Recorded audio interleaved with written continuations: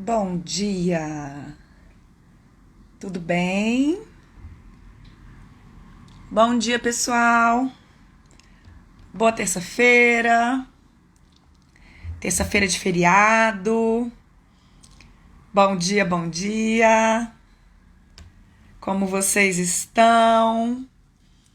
Tudo bem? Hoje a gente vai falar sobre quadros da NBR 12721, né? E vamos falar sobre alguns pontos importantes que a gente precisa saber dentro dos quadros da NBR 12721. Bom dia, Henrique, Mauche, Sérgio, Lousada, Borges, Berenice, Lousada Filho. Bom dia, Elmir. Bom dia, engenheiro Rombrich. Bom dia, Adelaide. Bom dia, gente. Tudo bom? Bom, hoje eu trouxe um combo, tá? Vários temas na mesma live. Por que eu fiz isso? Porque eu acho que às vezes é óbvio que eu sei que as minhas lives às vezes são muito profundas, né? Já recebi uns feedbacks desse, que parece mais aula do que live. Teve gente que até chamou de aula live. Mas hoje eu quis juntar vários temas importantes porque eu sei que eles são complementares. Óbvio que saindo dessa live, eu vou colocar o meu caderninho com as anotações da live de hoje dentro do grupo do Telegram. E lá você consegue ver no detalhe todos os pontos que a gente comentou dentro dessa live, né? Bom dia, Daniel. Bom dia, Carlos. Bom dia, MK4 Incorporações. Bom, então hoje a gente vai falar sobre o seguinte: desvendando conceitos. O que são os quadros da NBR 12721? O que é fração ideal? Condomínios e subcondomínios. Por que eu coloquei tudo isso junto na mesma live? Porque esses assuntos todos meio que se complementam e eles são importantes para resolver uma única situação, que é desenvolver uma incorporação imobiliária. Então vamos lá. Vou começar do princípio, nivelando todo mundo, deixando todo mundo alinhado com o mesmo conhecimento, independente de qual seja o seu conhecimento sobre incorporação imobiliária, sobre quadros da NBR, vou colocar todo mundo no mesmo nível, tá? Então vamos lá. O que são esses quadros da NBR 12721? Para que servem? Por que a gente usa? Então vamos dar um passo para trás. Quando a gente fala sobre incorporação imobiliária, a incorporação imobiliária é o quê? É fazer a venda de uma ideia. Uma ideia que é uma unidade autônoma que ainda não está pronta. Então, quando a gente fala sobre incorporação imobiliária, quadros da NBR 12721 entram como um complemento para a Lei 4.591 de 64, que fala o seguinte: você pode vender uma ideia. Você pode vender um produto que ainda não existe. Mas para você vender uma ideia, você tem que vender uma ideia que esteja qualificada e caracterizada. Como? Com os quadros da NBR 12721. A NBR 12721, ela veio para formalizar a ideia que o incorporador vai registrar no cartório de registro de imóveis. É só para isso que serve os quadros da NBR 12721? Não. Para nosso mercado, né? O mercado de incorporação imobiliária, é para isso que ele nos ajuda. Só que os quadros da NBR 12721 também servem para uma outra coisa muito importante dentro do mercado imobiliário, que é a regularização de imóveis. Ou seja, se eu tenho um terreno que tem uma obra e essa obra não está regular, ou seja, não tem alvará de construção, não tem habite para uso, eu preciso regularizar esse imóvel. Para eu regularizar esse imóvel, normalmente a gente precisa preencher também os quadros da NBR 12721, porque, volto a dizer, os quadros da NBR servem para caracterizar e qualificar um imóvel, seja ele uma ideia para incorporação imobiliária, seja um imóvel pronto que está completamente irregular. Por que é bom a gente regularizar um imóvel? Porque a gente aumenta liquidez do imóvel e a gente valoriza esse imóvel. Porque a partir do momento que você tem um imóvel regularizado, uma pessoa que está interessada em comprar, ele pode pegar um financiamento imobiliário e comprar esse imóvel. Se o seu imóvel não está regularizado, você vai ter que pagar esse imóvel à vista. Você não vai conseguir ter segurança jurídica para fazer a compra desse imóvel sem ser pelos métodos, né, pagando à vista. Então vamos lá, vamos voltar agora para incorporação imobiliária, porque o nosso foco aqui é falar sobre incorporação, afinal estamos no canal da incorporação na prática. Antes de eu continuar, dá like nesse vídeo, compartilha esse vídeo com quem precisa saber sobre quadros da NBR 12721 e vou aproveitar para fazer um convite. Saindo dessa live, você vai fazer duas coisas. A primeira é entrar no canal do Telegram, se você ainda não está participando do canal do Telegram, onde você vai receber o meu caderninho com as anotações de todas as lives. A segunda coisa que você vai fazer depois de entrar no canal do Telegram é clicar no link da descrição do perfil, porque lá tem o nosso workshop NBR 12721 que começa na semana que vem. Por acaso, foi coincidência mesmo, por acaso o tema dessa live era quadros da NBR 12721, mas na semana que vem a gente começa o workshop gratuito, online, workshop NBR 12721, onde eu vou te ensinar vários termos técnicos, o que é importante, por que a gente tem que trabalhar com os quadros da NBR e como preencher esses quadros.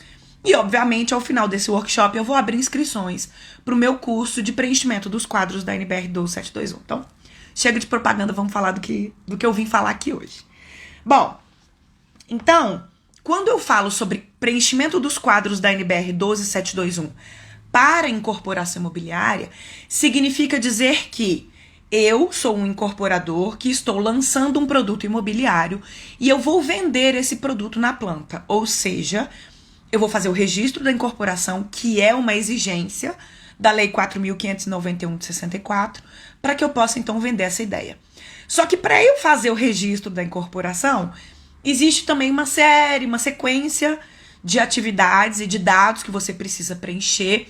Inclusive, a gente tem um produto à venda no nosso site e na Hotmart, chamado Guia de Registro de Incorporação, onde você consegue, com passo a passo super facinho, você consegue fazer o registro da sua incorporação.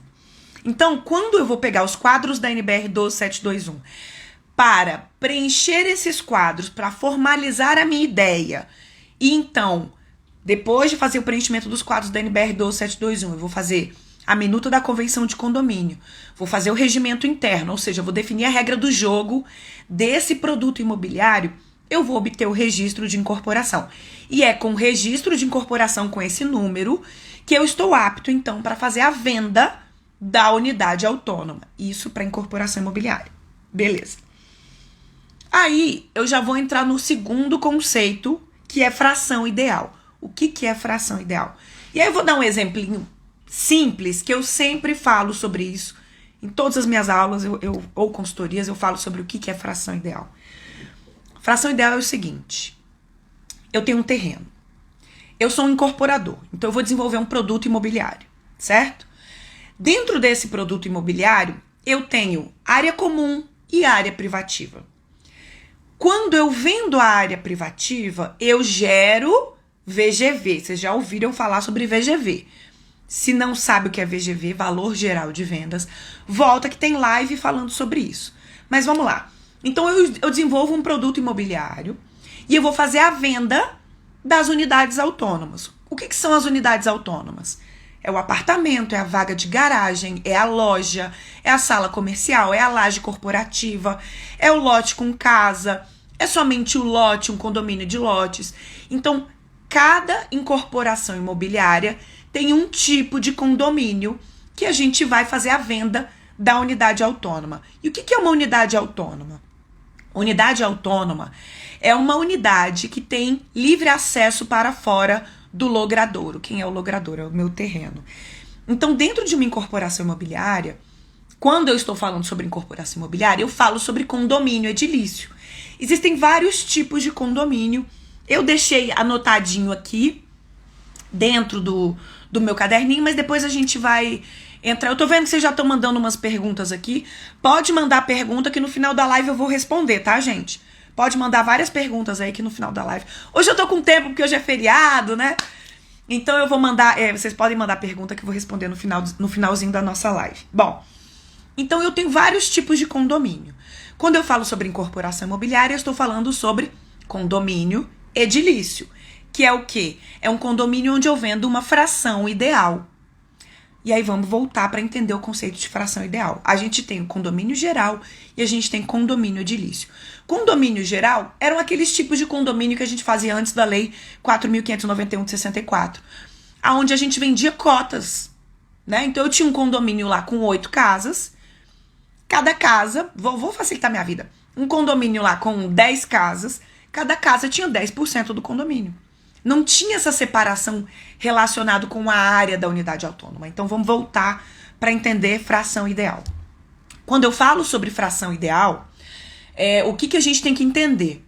A fração ideal, ela vai sempre levar em consideração as áreas privativas, que são as áreas que geram VGV. Ou seja, é aquela área que vai pagar o terreno, que a venda da área privativa vai gerar o VGV, que vai pagar o meu terreno, a minha obra, a minha taxa de incorporação, a minha taxa de administração de obra, a minha comissão de vendas dos corretores, os meus impostos. E aí, se a gente usar RET, também não vou explicar o que é RET hoje. Se a gente usar patrimônio de afetação, o RET faz os nossos impostos sobre venda cair de 6,7% para 4%. Super negócio. E a gente tem o custo de capital. Como é que eu vou pagar minha obra? Eu vou pagar minha obra com dinheiro do meu bolso? Eu vou atrair investidores para me ajudar a custear essa incorporação? Então, a venda das unidades autônomas paga o todo, certo? O que é a fração ideal, então? Se eu tenho um terreno, e nesse terreno eu faço 10 apartamentos, significa que a venda desses 10 apartamentos vai pagar a minha piscina, a minha churrasqueira, vai pagar a compra do meu terreno, vai pagar a minha área de lazer, vai pagar o meu marketing. A venda dessas 10 unidades autônomas vai pagar tudo, inclusive o meu lucro. Fazendo um exemplo bem simples, vamos fazer de conta que todas essas unidades autônomas são iguais. Então, a fração ideal de cada unidade autônoma é de 1/10. Ou seja, ela paga 1/10 do terreno, ela paga 1/10 da piscina, 1/10 da guarita, 1/10 do lucro, 1/10 do marketing. Então, ela participa em 1/10 do negócio. Convencionou-se, quando a gente vai falar sobre registro de incorporação, e aí eu volto para a Lei 4.591 de 64, que permite que a gente venda uma ideia, a ideia precisa ser caracterizada e descrita. Eu preciso descrever essa ideia, essa unidade autônoma. Então, o que eu faço? Eu preencho os quadros da NBR 12721, para que na coluna 31 do quadro 2 eu consiga chegar num coeficiente de proporcionalidade. O que é isso? É um coeficiente que vai me dizer quantos % do todo equivale àquela unidade autônoma. Só que aí a gente chegou numa fórmula que faz o quê? Ela analisa, se eu somar todos os apartamentos, a soma de todos os apartamentos vai me dar 100% das áreas privativas. Esse apartamento 201 equivale a quantos % do todo? Esse apartamento vale 13,48% do todo. Então, a fração ideal dessa unidade autônoma é de 0,13. Só que aí o que acontece? Quando a gente vai registrar uma incorporação imobiliária, qual é a única coisa que existe? É o terreno.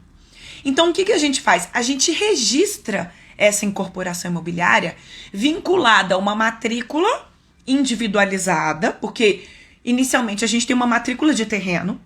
Na incorporação imobiliária, nós fazemos unidades autônomas que serão registradas numa matrícula que está vinculada a uma fração ideal de terreno. Ou seja, lembra que eu falei que aquele apartamento vai pagar 10% do terreno, 10% da piscina, porque eu tenho 10 apartamentos que dividem todos os custos do desenvolvimento dessa incorporação imobiliária. Mas é a venda desses apartamentos que permite eu desenvolver uma incorporação. Então, esta unidade autônoma está registrada no cartório de registro de imóveis com uma fração ideal de terreno de tanto, porque essa unidade equivale em área privativa a tantos % do todo de área privativa. privativa. Esse é o primeiro conceito. Aí depois a gente entende o seguinte, existem vários tipos de condomínio, né? Antes da Lei 4.591, de 64, a gente tinha condomínio geral. Eu fiz até uma listinha aqui. Tem lives antigas onde eu falo sobre isso, mas só pra gente lembrar dos conceitos de condomínio. A gente tem o condomínio horizontal e a gente tem o condomínio vertical. Lembrando que condomínio vertical não é prédio. Condomínio horizontal não é loteamento, não é condomínio de casas. O horizontal e o vertical está relacionado com qual é a barreira que separa a unidade autônoma. Se a minha barreira é um muro que separa um lote com casa de um outro lote com casa, eu tenho um condomínio vertical. Se a minha barreira que separa uma unidade autônoma são os pavimentos, eu tenho um condomínio horizontal. Então, um prédio, um edifício, é um condomínio horizontal. Não fui eu que inventei a regra, gente. Só aceita que dói menos, mas é isso aí. Depois a gente tem condomínio voluntário e condomínio necessário. Então, a gente entra em conceitos de... tanto condomínio voluntário quanto condomínio necessário são conceitos de condomínio geral. Eles não são condomínios edilícios como a gente trabalha, né? É um outro conceito de condomínio. Então, dentro de condomínio geral e condomínio voluntário e condomínio necessário, dentro do conceito de condomínio geral, a gente tem o condomínio necessário quando ele se faz necessário porque existia um condomínio, seu pai, por exemplo, tinha um prédio, ele faleceu e esse prédio, esse edifício foi herdado por 10 filhos. Então, você criou um condomínio necessário, onde cada um dos filhos tem direito a uma cota do todo. Mas entenda, condomínio geral a gente não separa por fração ideal. Então, você não é dono do apartamento 205. Você é dono de 10% de todo o prédio. Essa é a vantagem do condomínio edilício. Ele já separa a unidade autônoma e ele dá a propriedade da unidade autônoma. Então, ele te dá maior liquidez. Na hora de fazer uma venda, você vai vender aquela unidade autônoma. Por isso que é tão bom a gente fazer incorporação imobiliária, mesmo que eu esteja desenvolvendo um prédio que seja para locação, por exemplo. Eu recebo muito esse tipo de pergunta nas consultorias, né? Ah, Carol, eu vou fazer uma incorporação imobiliária, eu vou fazer um prédio para minha família, para a gente alugar apartamentos. Eu preciso fazer uma incorporação imobiliária? Inicialmente, não, você não precisa. Mas eu indico que faça. Por quê? Porque o seguro, né, morreu de velho. Daqui 25 anos você quer vender um apartamento. Se você não tiver feito incorporação, você vai ter que fazer a incorporação de um produto pronto. E é muito mais fácil você fazer a incorporação de um produto que está em desenvolvimento do que de um produto que já está pronto, tá? Não vou entrar no detalhe, porque senão a gente vai ficar aqui para sempre. Bom, daí a gente tem então os conceitos de condomínio. Aí eu entro no conceito de condomínio edilício, que o que é o condomínio edilício? É eu definir a regra do jogo para a divisão da área privativa e da área comum. Sendo que a área comum vai ser regida pela minuta da convenção de condomínio e pelo regimento interno, que quem desenvolve isso é o incorporador com a ajuda de um engenheiro ou de um advogado, como eu já falei lá atrás. Bom, aí o que acontece? Muita gente me pergunta sobre isso também. Carol, aí eu tenho um prédio e esse prédio tem lojas no térreo. Essas lojas do térreo não vão usar a piscina do condomínio. Ele vai ter que pagar a taxa de condomínio também? E aí vem uma confusãozinha também, né? Muita gente entende que é lei você vincular a separação, né? O rateio da taxa de condomínio, você vincular a fração ideal. Isso não é obrigatório. Você só vincula o pagamento da taxa de condomínio à fração ideal se você quiser. Eu já desenvolvi incorporações em que eu descrevo na minuta da convenção de condomínio no regimento interno qual vai ser a regra do jogo para fazer o rateio. Isso é um assunto. Pá. Segundo assunto. Carol, eu tenho lojas no térreo que não usam a piscina, não acessam o corredor, não entram no prédio. Eu vou ter que dividir a manutenção igual? Aí entra um conceito, que é o conceito de subcondomínio. O que é isso?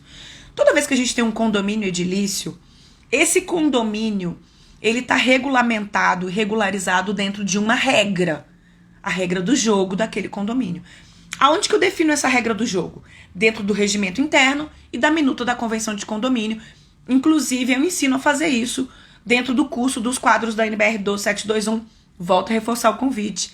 Semana que vem, segunda-feira, a gente começa o workshop Quadros da NBR 12721, onde a gente vai ter 3 aulas gratuitas dentro dos grupos do WhatsApp para eu ensinar vários conceitos e ensinar como fazer o preenchimento dos quadros da NBR 12721, porque eu acredito que é uma nova profissão, tanto para arquiteto quanto para engenheiro. Mas volta lá. Então, quando eu estou falando sobre subcondomínios, eu estou dizendo o seguinte: às vezes eu vou ter um empreendimento que eu vou precisar de 2 regras do jogo diferentes. Vou dar um outro exemplo. Às vezes a gente tem uma negociação com o permutante e o permutante, o dono do terreno, ele ficou com uma torre inteira. E a torre dele, ele quer ter independência para definir como é que ele vai resolver reunião de síndico, qual vai ser a regra do jogo que vai regulamentar o uso daquele empreendimento. Então ele quer ter independência. Então a gente faz um subcondomínio, ou seja, eu tenho um condomínio que está dentro desse terreno, só que esse condomínio tem 2 subcondomínios, o subcondomínio Torre A, o subcondomínio Torre B. E com isso eu consigo separar essa regra do jogo, inclusive definir taxa de rateio de conta de manutenção e taxa de condomínio separado para cada empreendimento. Bom, agora eu vou responder as perguntas de vocês. Eu vi que já recebi algumas perguntas aqui. Bom dia para quem me deu bom dia. Deixa eu ver aqui.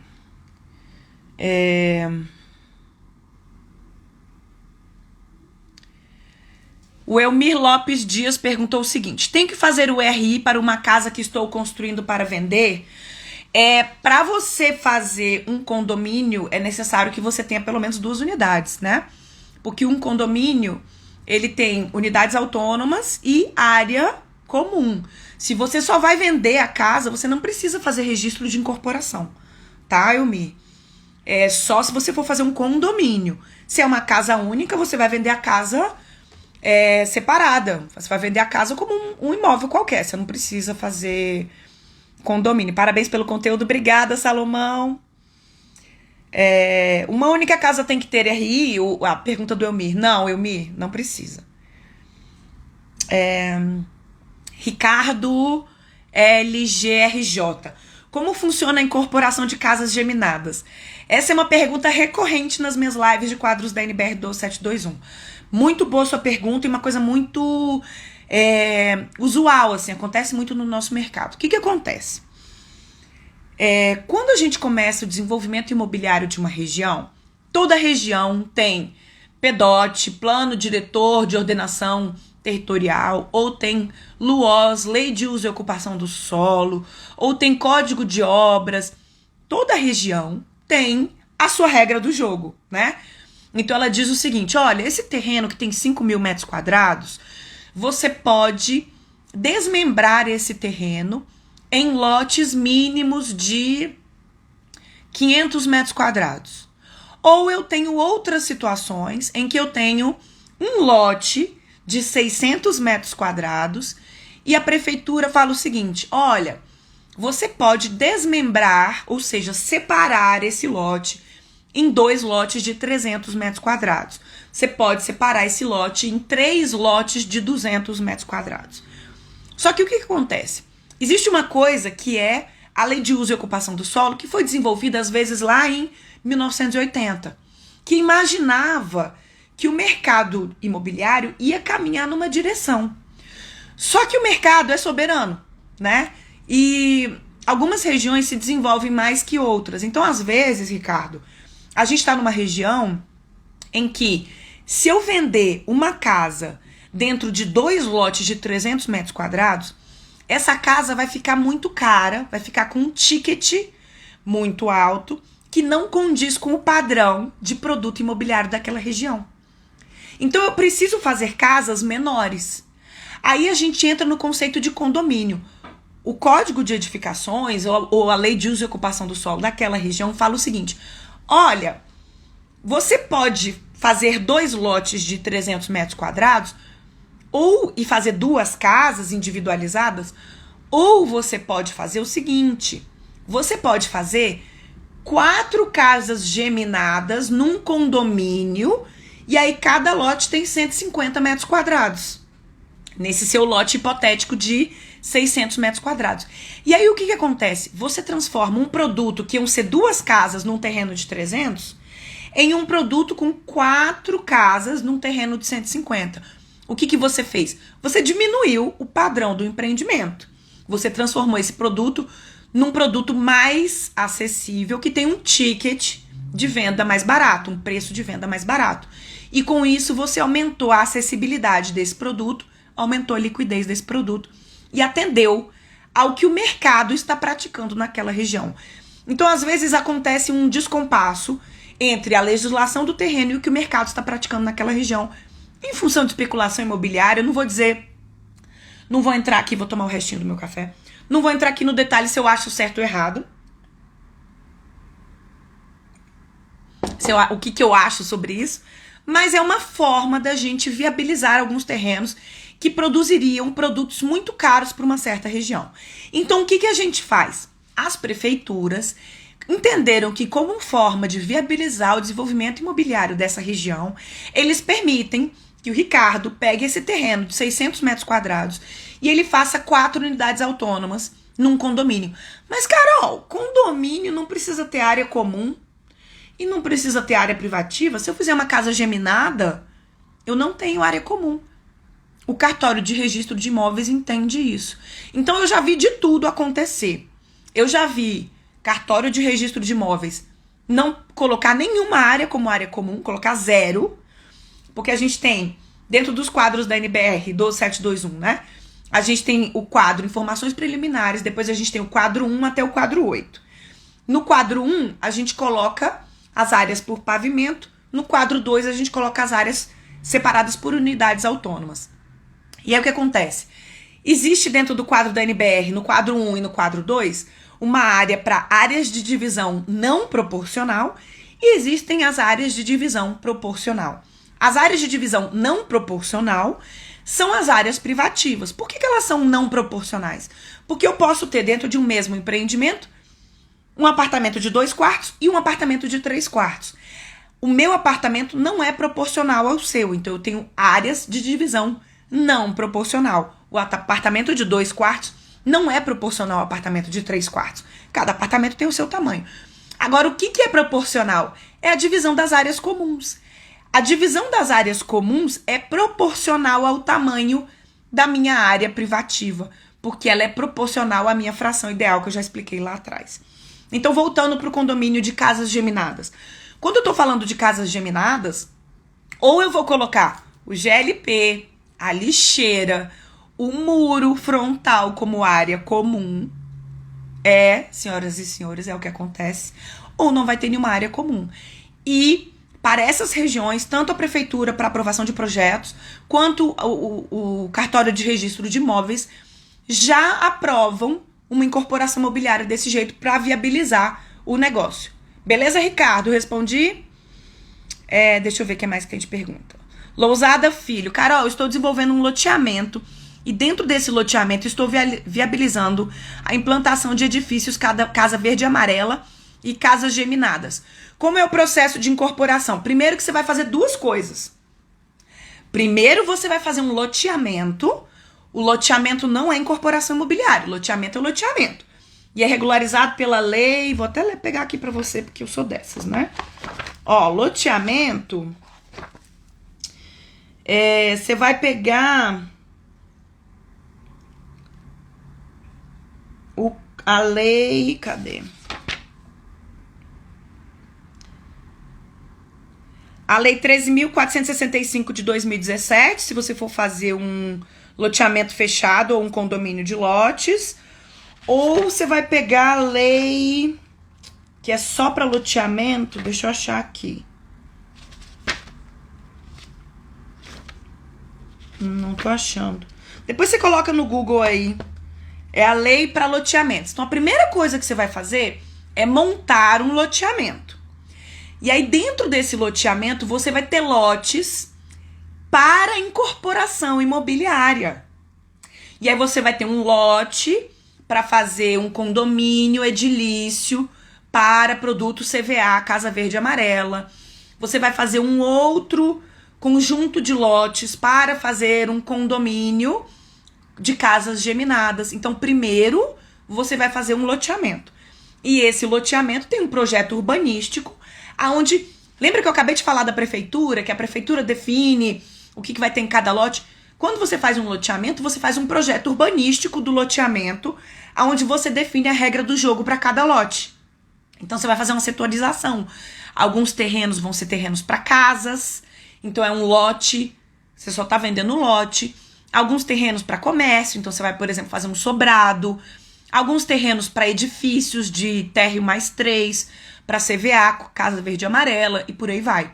Então, você primeiro faz um loteamento, depois você vai fazer a incorporação de cada lote independente, tá? Próxima pergunta. Exam Elali. Num condomínio com 10 apartamentos, cada um tem 10%, mas na venda os apartamentos têm valores diferentes de acordo com o andar. Ou seja, fração ideal e preços diferentes. Tem nada a ver uma coisa com a outra. Preço de venda não tem nada a ver com fração ideal. Fração ideal é para rateio de custo, tá? Fração ideal é para dizer quanto do todo ele equivale. Lembra que eu falei? O apartamento pagou 10% da obra, 10% da piscina, mas ele vai gerar o VGV independente. No meu exemplo, eu coloquei que os apartamentos tinham preço igual, para facilitar minha vida, né, Essam? Mas, na verdade, cada apartamento vai ter um preço diferente, até pela altura. Um tá pro leste, o outro tá pro poente, né? Então, a gente vai ter preços diferentes. Mas fração ideal não regulamenta, não organiza preço de venda. Uma coisa é uma coisa, outra coisa é outra coisa.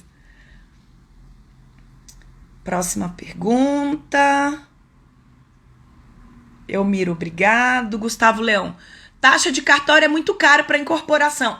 Mas a gente ganha muito dinheiro com incorporação, Gustavo Leão. Não tem almoço grátis, não. Para ganhar tem que pagar. JAP Toin. Difícil o seu Instagram.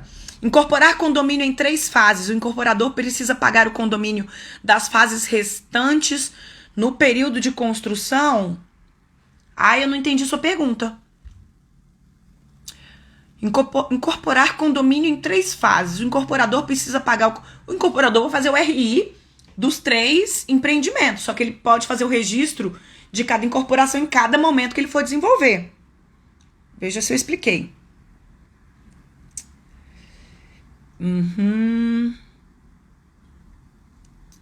Hélio Melo, desculpa.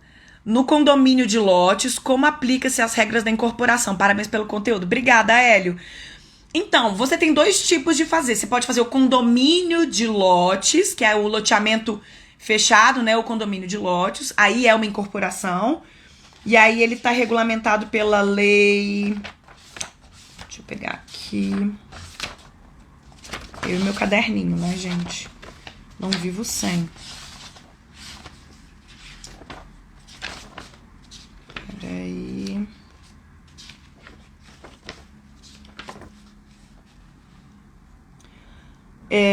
Condomínio de lotes ou loteamento fechado tá organizado pela lei 13.465 de 2017. Loteamento é outra lei, tá? Tanto que a gente fala que loteamento não é incorporação imobiliária, portanto não tem o incorporador, tem o empreendedor. Para ser incorporação imobiliária tem que ter a lei 4.591 de 64. Mas, vamos lá. Se você fizer um condomínio de lotes, que você vende o condomínio de lotes, aí você tem área privativa e esse condomínio tá fechado, aplica-se todas as regras como se o seu lote... Só tem que pensar o seguinte, incorporação imobiliária é o quê? Eu tenho área comum e área privativa. Eu vendo a área privativa, a unidade autônoma. No caso de condomínio de lotes, quem é a minha área privativa? Quem é a minha unidade autônoma? O lote. E a minha área comum é a minha rua, a minha calçada, a minha guarita, tá? A regra é a mesma. Segue a mesma regra. Deixa eu ver se tem mais alguma. Ah, obrigada! A lei tá aqui, ó. A lei de loteamento, o Thiago Bugs acabou de colocar. A lei 6.766. Obrigada, Thiago. Tá? Quem quiser a lei tá aqui, ó. Lei 6766 é a lei de loteamentos. Deixa eu ver se tem mais alguma pergunta. Acho que é isso, né, gente? Se alguém tiver mais alguma pergunta, eu ainda posso responder. Então, não deixa de dar like nesse vídeo. Compartilha com quem você acha que precisa saber sobre quadros da NBR 12721, condomínio, fração ideal, subcondomínio. E não se esquece, entra agora no canal do Telegram. Para você entrar no canal do Telegram e receber os meus caderninhos, essas minhas anotações todas, é só você clicar no link da descrição do perfil, lá do Instagram. Lá dentro tem grupo do Telegram, vocês entram lá e lá tem todos os meus caderninhos com as minhas anotações, com os links para essas lives. E mais uma coisa, segunda-feira a gente começa o nosso workshop NBR 12721, aonde eu vou falar somente sobre quadros da NBR. São 3 aulas incríveis que a gente vai entregar dentro dos grupos de WhatsApp. Eu, se fosse você, eu não perdia, tá bom? E, obviamente, depois desses conteúdos, eu vou abrir inscrições para minha próxima turma dos quadros da NBR 12721, com precinho camarada e vários bônus incríveis para você que quer participar da minha próxima turma dos quadros da NBR 12721. Então é isso, gente. Obrigada pela participação de vocês. A gente se vê na quinta-feira na próxima live. Tchau!